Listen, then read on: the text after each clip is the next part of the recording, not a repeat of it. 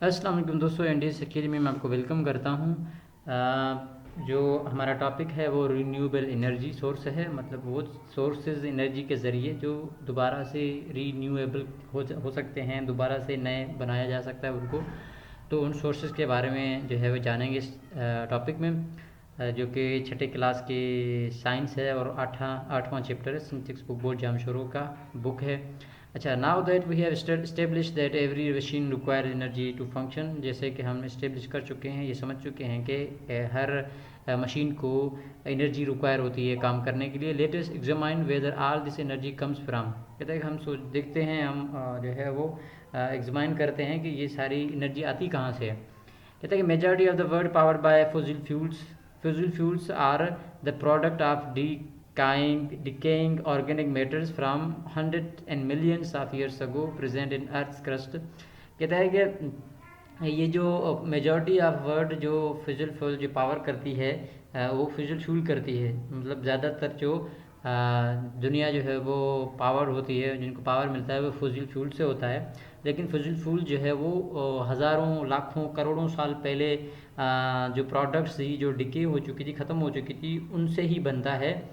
Present in the earth crust, earth के crust में होता है। Fossil fuels can be found in the form of crude oil. इनको हम कैसे हासिल करते हैं, उसको क्रूड ऑयल के फॉर्म में हासिल करते हैं, गैस के फॉर्म में हासिल करते हैं, और कोल यानी कोयले के फॉर्म में हासिल करते हैं। Which is use to power most of the world, जो क्या करता है, पावर करता है ज़्यादातर जो है वो दुनिया को, ठीक है। Now there are many benefits of using fossil fuels as the primary source of energy. जैसे कि हम अभी क्या करते हैं कि इसको प्राइमरी सोर्स जो है वो इस्तेमाल करते हैं, यानी कि ज़्यादातर हम इसी को इस्तेमाल करते हैं। But there is a one disadvantage, कहता है कि पर इसका एक सबसे बड़ा नुकसान क्या कहें कि डिसएडवांटेज वो ये है कि विच over rights all the advantages, वो जो है वो एडवांटेजेस सारे को ख़त्म कर देता है। वो क्या है, वो that is fossil fuels are not renewable form of energy, यानी कि एक बार उस एनर्जी को हम इस्तेमाल कर लेते हैं तो दूसरी दोबारा हम उसको इस्तेमाल नहीं कर सकते, इसलिए ये एक बार इस्तेमाल होती है। दे आर लिमिटेड, इसी वजह से ये बहुत ही महदूद है। They can't be use over and over again, इसको हम बार बार इस्तेमाल नहीं कर सकते। In one day we are bound to run out of fossil fuels, और एक दिन ऐसा आएगा कि ये सारी चीज़ें ख़त्म हो जाएंगी और हम फॉसिल फ्यूल्स ख़त्म हो जाएगा और हम खाली बैठ जाएंगे। But will we do then, उसके बाद हम क्या करेंगे। Can we think of world without energy, क्या हम सोच सकते हैं कि हम एनर्जी के बगैर ज़िंदगी गुजारें। ठीक है, अब कहता है आगे इसका हल बताता है। Luckily we have other sources to harness energy. अब इसका इस टॉपिक पे आ रहा है कि लकीली जो है वो खुशकिस्मती हमारी ये है कि हमारे पास और भी एनर्जीज़ हैं, those which are unlimited in magnitude, जो मकदार में बहुत ज़्यादा हैं और न ख़त्म होने वाली हैं, लामहदूद हैं। These limitless sources of energy are also called renewable sources of energy. ये जो लिमिटलेस न ख़त्म होने वाली लामहदूद सोर्सेज ऑफ एनर्जी हैं, इनको हम कहते हैं रीन्यूएबल सोर्सेज ऑफ एनर्जी।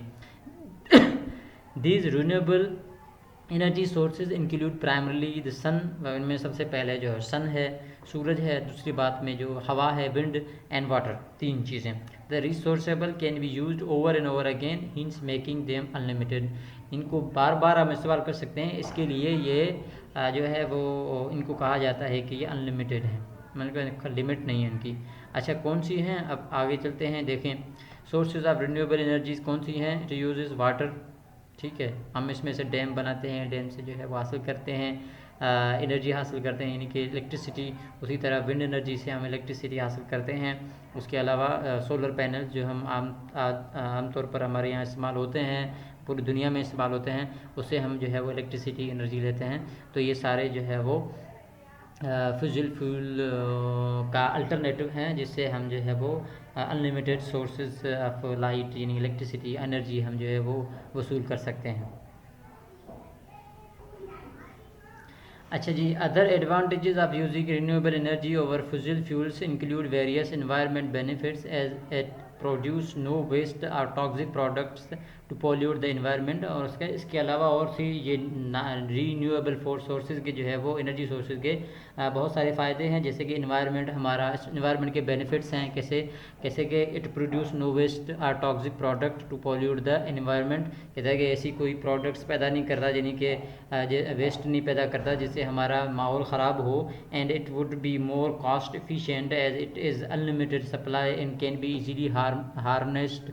कहता है कि इसके अलावा ये जो है वो अनलिमिटेड सप्लाई करता है, हमें आसानी से जो है वो एनर्जी मुहैया करता है। जैसे कि हम मिसाल दे चुके हैं, अब जो है वो आप पीछे देख लें, जैसे भी तीनों जिनका जिक्र हुआ था एनर्जी का, जिसमें जो है सोलर पैनल था, उसमें भी कोई हम जो है वो प्लेट्स लगा देते हैं, उसके बाद कोई भी हमें कचरा वगैरह नहीं मिलता।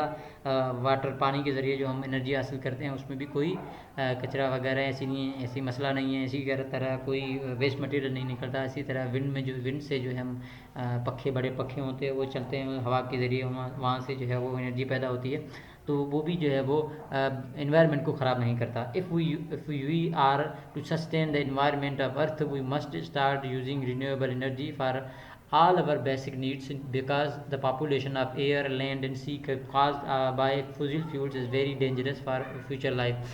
कहता है कि जैसे कि हम अपनी इन्वायरमेंट, अर्थ का जो इन्वायरमेंट है उनको बेहतर करना चाहते हैं, तो हमें कोशिश करनी चाहिए कि ज़्यादा से ज़्यादा हम रीन्यूएबल सोर्सेज ऑफ एनर्जी जो है वो उनको अपनी बेसिक बुनियादी नीड्स में, बुनियादी ज़रूरियात में इस्तेमाल करें, ताकि हम जो है एयर को पॉल्यूट, एयर है, ज़मीन है और समुंदर है, उसको हम जो है वो गंदला होने से, पॉल्यूशन से बचाएं और फ्यूचर फ्यूल को कम से कम इस्तेमाल करें, ताकि वो, क्योंकि वो हमारी लाइफ को डेंजर में डाल रहा है।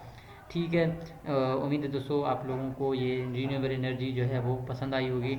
अगर पसंद आई है, समझ आई है, तो सब्सक्राइब करें। जज़ाकल्लाह, अस्सलाम वालेकुम रहमतुल्लाहि व बरकातहू।